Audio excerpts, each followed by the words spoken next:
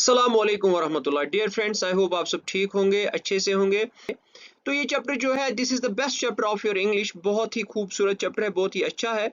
ये जो इसका टाइटल है, जिसका नाम है we are not afraid to die if we can all be together, is written by Gordon Cook and Alan East. अब ये जो है we are not afraid to die, यानी कि मैं मरने से नहीं डरता। We can if we can all be together, अब अगर हम सब साथ रहेंगे। तो ये जो लाइन है, ये जो बात है, ये असल में कही है एक कैरेक्टर ने इसमें, जो गॉर्डन कुक जिसने ये चैप्टर लिखा है, उसके बेटे ने, जिसका नाम था जोनाथन। जोनाथन ने कहा कि पापा, पापा, मैं किसी चीज से नहीं डरता। अगर हम सब साथ रहेंगे, अगर हम सब साथ मरेंगे, तो मैं नहीं डरता हूँ किसी चीज से। एक छोटा सा लड़का ये बात कहे तो ये एक बहुत बड़ी बात है। तो क्या कहा? We are not afraid to die if we can all be together. ये है बात। हम आगे बढ़ते हैं। ये चैप्टर जो है, ये लिखा है गॉर्डन कुक ने और एलन ईस्ट ने। गॉर्डन कुक जो है वो एक तैराक था, वो एक सेलर था और साथ में स्टोरी लिखने का शौक था। और एलन ईस्ट जो है, उसने मदद की थी इसको ये स्टोरी लिखने में। हम आगे बढ़ते हैं। अब अबाउट द ऑथर पढ़ते हैं। जो गॉर्डन कुक है, जो मैन ऑथर है इसके, वो पैदा हुए थे 1978 में, दिसंबर 1978 में टोरंटो में पैदा हुए थे। और कैनेडियन ओलंपिक सेलर है, जैसे मैंने आपको ऑलरेडी कहा। ये एक सेलर है, इराक है। जो फिर इसने ग्रेजुएशन हासिल की है। ग्रेजुएट है किस में? इंजीनियरिंग फिजिक्स प्रोग्राम में इसने ग्रेजुएशन हासिल की, यहाँ से। ठीक है।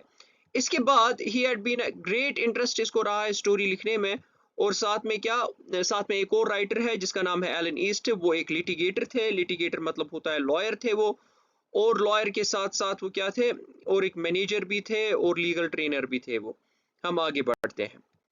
इसके बाद इंट्रोडक्शन है। इस चैप्टर में क्या होता है मैं आपको बता दूं। इस चैप्टर में हमें कैरेक्टर्स जो है, पहले मेन इंपॉर्टेंट कुछ कैरेक्टर्स है। जैसे हमें सबसे इंपॉर्टेंट कैरेक्टर जो इसमें है, जो इसका नरेटर है, जो इसका ऑथर है, जिसका नाम है गॉर्डन कुक, जो यहाँ पे है, ये एक इम्पॉर्टेंट कैरेक्टर है। इसके बाद इसकी फैमिली है। इसकी फैमिली में इसकी वाइफ है जिसका नाम है मैरी। जो मैरी है, ये एक इम्पॉर्टेंट कैरेक्टर है, ये दूसरा कैरेक्टर है इसमें। तीसरा इंपॉर्टेंट कैरेक्टर जो है वो है सन जोनाथन। जोनाथन इसमें तीसरा एक इम्पॉर्टेंट कैरेक्टर है, जो 6 साल का होता है। और सुजैन, जिसे स्यू भी कहते हैं, ये तीसरी कैरेक्टर है इसमें।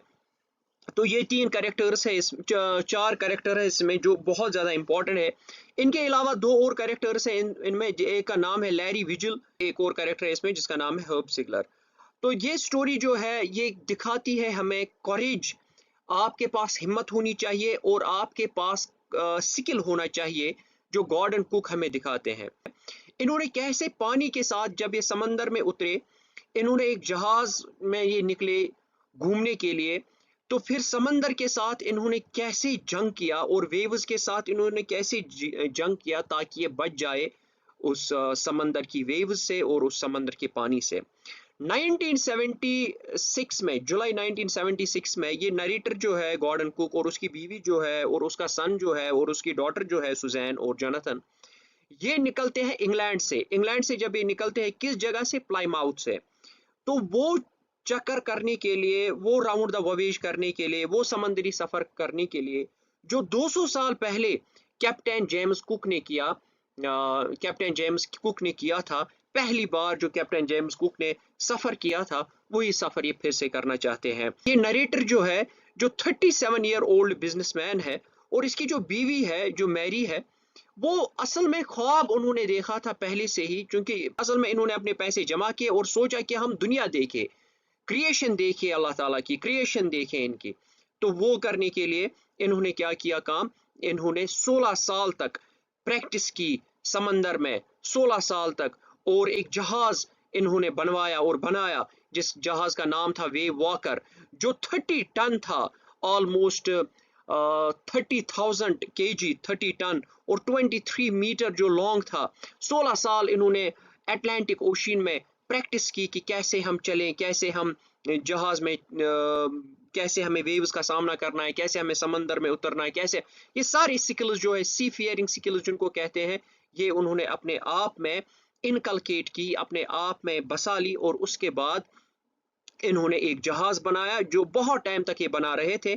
फिर इन्होंने रफेस्ट वेदर में इसका टेस्ट कर दिया इसका। आगे बढ़ते हैं। ये जो स्टार्ट जब हो गई हमारी जर्नी, इनकी जब जर्नी स्टार्ट हो गई तो वो जर्नी जो है 1976, जो जुलाई है 1976 उसमें स्टार्ट हो गई। ये अपनी बीवी के साथ था, इसके किड्स इसके साथ थे, एक का नाम था जोनाथन और एक का नाम था एक इसकी डॉटर थी सुजैन, इसकी डॉटर थी सर। ये प्लाईमाउथ इंग्लैंड से निकले। प्लाईमाउथ जो है वो इंग्लैंड के बिल्कुल नीचे एक जगह है, तो वहीं से ये निकले अटलांटिक ओशियन में ओब्वियसली।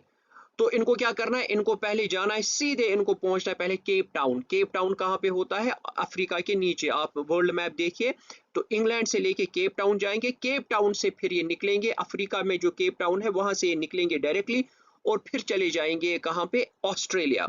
लेकिन क्या ये ऑस्ट्रेलिया पहुंचते हैं वो बात हमें देखनी है।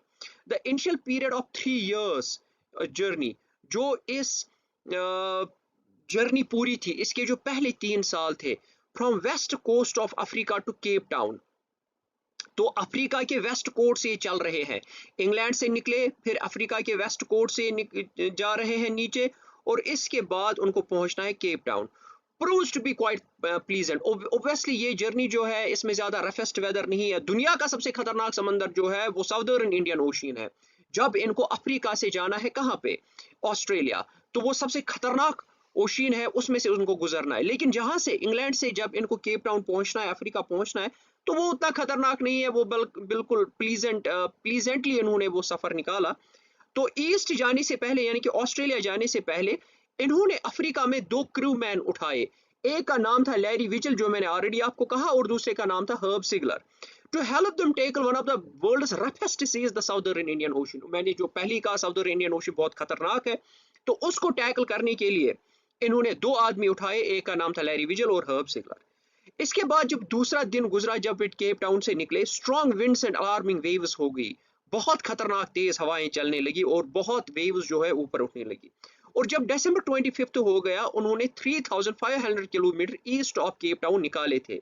Despite bad weather, 3500 Cape Town से लेके ऑस्ट्रेलिया के बीच में जो 3500 किलोमीटर इन्होंने निकाले, उसके बाद बैड वेदर स्टार्ट हो गया। लेकिन फैमिली जो है, इन्होंने क्रिसमस सेलिब्रेट किया, इन्होंने क्रिसमस अच्छे से सेलिब्रेट किया 25 दिसंबर को जो किया जाता है। लेकिन वेदर जो है वो खराब होता जा रहा था, वो वर्सन होता जा रहा था हर किसी दिन के गुजरने के बाद। इसके बाद जो है एक कैटास्ट्रॉफी हुई, एक मुसीबत आ गया, ह्यूज वेव आ गई इनके ऊपर। क्या हो गया, जनवरी 2 जो है अर्ली मॉर्निंग जो है, फैमिली जो है को फेस कर रही थी, स्ट्रॉन्ग विंड्स फेस कर रही थी, बहुत स्ट्रॉन्ग विंड्स वो फेस कर रही थी, माइटी वेव्स फेस कर रही थी, स्क्रीमिंग विंड्स फेस कर रही थी वो। इसके बाद उन्होंने अटेम्प्ट किया कि वो थोड़ा सा स्लो डाउन करे अपने बोट को। स्टॉर्म जिब क्या होता है, वो जो पर्दा ऊपर लगाते हैं ना, ताकि उसको हवा दे के जो जहाज है आगे बढ़े, वो पर्दा जैसा जो होता है उसे स्टॉर्म जिब कहते हैं। उसे जो बड़ा वाला होता है उसे मैन सेल कहते हैं, लेकिन जो छोटा वाला होता है उसे स्टॉर्म जिब कहते हैं। तो स्टॉर्म जिब को हवा लग के इन्होंने वो गिराया ताकि तेज तेज ना चले, ताकि थोड़ा सा जहाज भारी हो जाए नीचे की तरफ।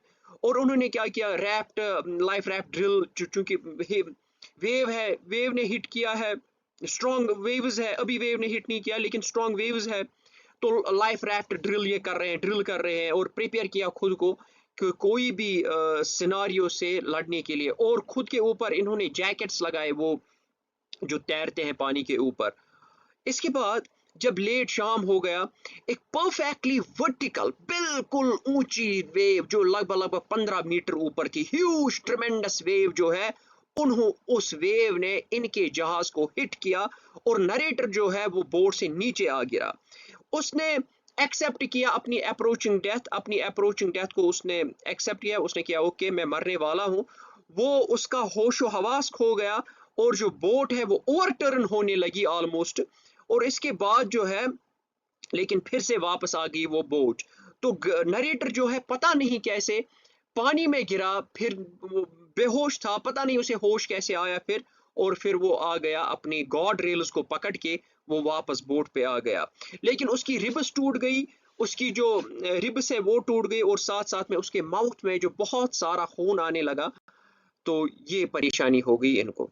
इसके बाद क्या हो गया, अब ये फाइट कर रहे हैं कि चूंकि वेव ने हिट किया जहाज की वो सारी जो हुल साइड है वो टूट गया, स्टारबोर्ड साइड जो है वो टूट गया, पानी अंदर आ रहा है, यहाँ से इसकी रिब्स टूटी हुई है, पानी बहुत अंदर, अब सर्वाइवल के लिए लड़ रहे हैं। तो इन्होंने जब रियलाइज किया कि लवर पार्ट जो है जहाज के उनमें वाटर पानी आ रहा है, तो इसने मैरी को कहा कि आप व्हील संभालो, आप स्टीयरिंग संभालो जहाज की, और लैरी और हर्ब जो है वो नीचे पंप कर रहे थे, वाटर बाहर निकाल रहे थे। ये अपने बच्चों के पास गया कैबिन में, वो जहाँ पे स्यू को जो है बहुत ज्यादा बड़ा बम्प जो है यहाँ पे आ गया था, उसके सर में लग गई थी। और बाद में मैं आपको बोलूं, जब वो बचते हैं इससे, तो उसको बहुत सारी सर्जरीज आती है, माइनर सर्जरीज स्यू को आती है। स्यू मतलब सुजैन जो 7 साल की थी इनको। नरेटर जो है वो गेप्स, जहां से ये गेप्स हो गई है, वेव ने जो दरारें पैदा कर दी है जहाज में, उनमें वो बढ़ रहा है, वाटर प्रूफिंग मटेरियल बढ़ रहा है, और उसकी वजह से पानी जो है अब डिविएट हो रहा है साइड में। हैंड पंप जो है वो ब्लॉक हो गए हैं उस डिबरी से, वो जो बहुत कूड़ा करकट वहां पे जमा हुआ था, उसे हैंड पंप जो है ब्लॉक हो रहे थे, और एक इलेक्ट्रिक पंप जो है वो शॉर्ट सर्किट हो गया। मुसीबतें बढ़ती जा रही है, कम नहीं हो रही है इनको। इसके बाद जो है इलेक्ट्रिक पंप जो है उन्होंने आउट पाइप के साथ कनेक्ट किया, और बहुत सारा पानी जो है वो इन्होंने बाहर निकाला। वो करते रहे, पंपिंग करते, दिनों रात वो पंपिंग करते रहे, और इसके बाद किसी को वो कॉल भी नहीं कर सकते क्योंकि वो दुनिया के एक रिमोट कॉर्नर में थे। इसके बाद जो सुजैन है उसको इंजरीज हुई, वो चाहते थे कि हम किसी न किसी लैंड पे पहुंचे। स्यू का हेड जो है, सुजैन का सर जो है वो बहुत ज्यादा सूज गया, वो बहुत ज्यादा स्वेलिंग होने लगी, उसमें बहुत ज्यादा स्वेलिंग होने लगी। अब क्या किया काम इन्होंने, जब इसने सुजैन को पूछा कि आपको लगी है, तो उसने अपने पापा को कहा कि आप मत लो टेंशन मेरी, आप मत लो, बस आप हमें बचाने की कोशिश करो, आप मेरी टेंशन मत लो कि मुझे लगी है। ये इतने समझदार बच्चे थे। तो फैमिली जो है 15 घंटों के बाद उन्होंने वेव ने जब हिट किया था उनको, वो टूट गया था सारा का सारा जहाज। पानी जो है वो अब थोड़ा सा अंडर कंट्रोल आने लगा कंसिडरेबल लेवल्स में, और लीक्स जो है वो भर दिए गए, और वाटर लाइन जो है वो बिल्कुल नीचे रही अब। तो उन्होंने कहा कि अब वो एक एक करके रेस्ट करेंगे, पहले लैरी रेस्ट करेगा, फिर हर्ब रेस्ट करेगा, फिर लैरी विजल रेस्ट करेगा, या नरेटर रेस्ट करेगा। तो उन्होंने रेस्ट किया। अब ये जो वेव है, इसने वेव वॉकर को बड़ी बदसूरत स्टेट में डाल दिया, कंडीशन में डाल दिया था, हालत में डाल दिया था।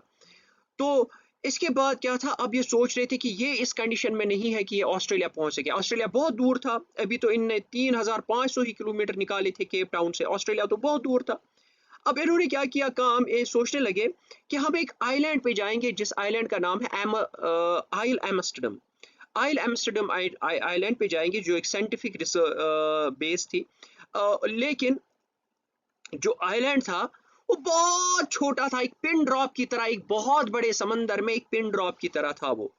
बिसाइड्स जो इनका ये जो जहाज था वो बड़ा खराब था, बड़ी खराब सूरत में था। जब जनवरी 5 आया, और 4 जनवरी और 5 जनवरी आया, तो 36 आवर्स कंटिन्यूसली उन्होंने पंप किया, और उसके बाद उनको थोड़ी सी राहत की सांस मिली, क्योंकि अब बहुत पानी कम रहा था जहाज के अंदर, और वो अब आराम से ये पंप आउट कर सकते थे। उन्होंने सोचा कि हम अब एक स्टॉर्म जिप उठाएंगे, वो इसके बाद मैन मास्ट को तो वो नहीं चढ़ा सकते थे, क्योंकि मैन मास्ट बहुत, उससे तो वो जहाज जो है टूट ही जाता, क्योंकि वो ऑलरेडी टूटा हुआ था। फिर उन्होंने किया काम, क्योंकि बहुत भूखे थे, इसलिए उन्होंने कुछ बीफ खाया जो ऑलरेडी उनके पास था, और क्रैकर बिस्किट्स उनके पास थे, वो खाया उन्होंने। पहला मील उन्होंने 2 दिन के बाद खाया। लेकिन ये रिलीफ जो है, ये राहत जो है, जो इन्होंने खाया हुआ, ये बहुत शॉर्ट लिवर्ड थी, बहुत ज्यादा देर तक नहीं रही। 5 जनवरी के मॉर्निंग में जो ये वेदर है वो फिर से खराब होने लगा, बहुत खराब होने लगा।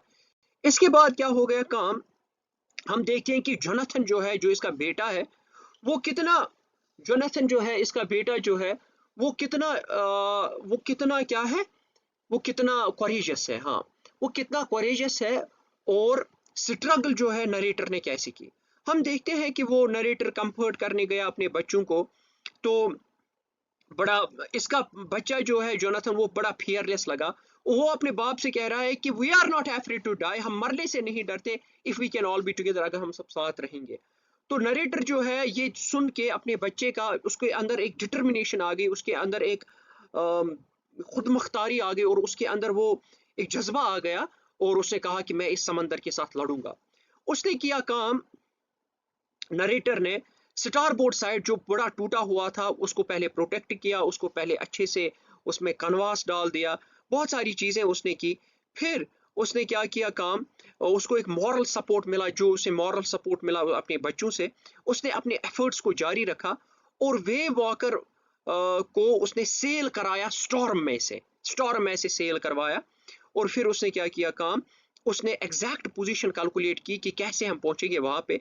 अपनी वो सारी जो स्किल्स है वो उसने लाई, और उनकी मदद से उसने सोचा कि मैं आगे बढ़ूंगा। और स्यू जो है वो उसे कंटिन्यूअसली लव दे रही थी, ग्रेटिट्यूड कर रही थी कि आप, मैं शुक्रगुजार हूँ आपकी, और ऑप्टिमिज्म दिखा रही थी। सबसे बड़ी बात जो है पॉजिटिव थिंकिंग थी, ये नहीं था कि मर गए क्या करेंगे, ऐसा नहीं था।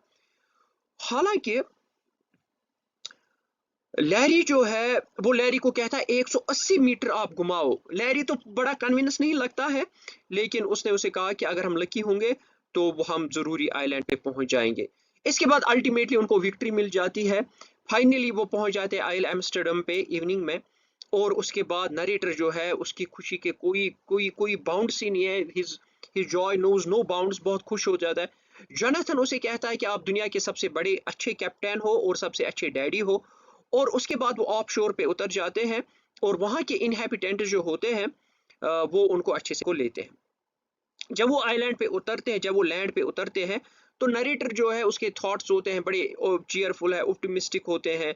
उसको लैरी विजल याद आता है जो बड़े चीयरफुल और ऑप्टिमिस्टिक होते हैं। मैरी याद आती है जो बड़ी सपोर्टिव है। उसकी बेटी याद आती है जो बावजूद उसकी हेड इंजरी थी, जिसको बाद में 6 ये गुजरना पड़ा, उनसे 6 माइनर ऑपरेशन से गुजरना पड़ा, तब भी जबरदस्त उसने किया। और एट लास्ट जो है उन्होंने क्या किया काम, उसको we can say that the collective power of unity, इसलिए जब आप यूनाइट होंगे, united we stand, divided we fall, ये याद रखनी है ये बात। जो वो कलेक्टिव पावर उनका था यूनिटी का, उसकी वजह से वो मौत के जाज से निकल आए। इसके बाद शुक्रिया आप लोगों का। आई होप आपको ये अच्छा लगेगा। ये समरी थी, तो नेक्स्ट हम कभी फुल डिटेल्ड एक्सप्लेनेशन भी करेंगे इसमें।